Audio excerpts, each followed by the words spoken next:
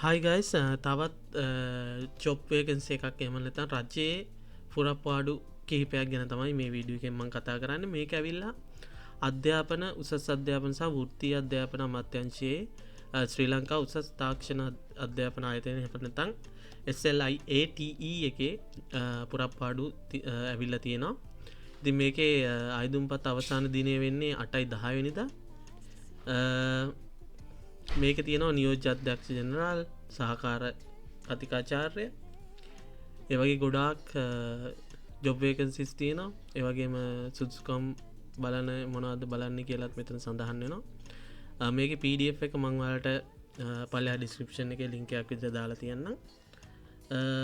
මේවට ඔයාලට ආයුධම් කරන්න පුළුවන් ඔයාලට මේ සුදුසුකම් තියෙනවා නම්. උදාහරණයක් විදිහට ගණකාධිකාරී පුරප්පාඩු දෙකක් තියෙනවා.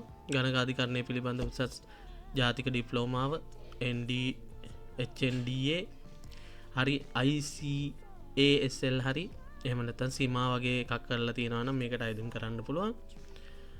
වැටුප් දාලා තියෙනවා 1,68,000යි මූලික වැටුප. ඒ වගේම චක්‍රලේඛාංක 90 වැටුප් වැඩි වෙන්නේ කොහොමද සහ එතනින් එහාට කොහොමද ඔයාලට වැඩ කරගන්න යන්න පුළුවන් කියලා මේකේ සඳහන් වෙනවා.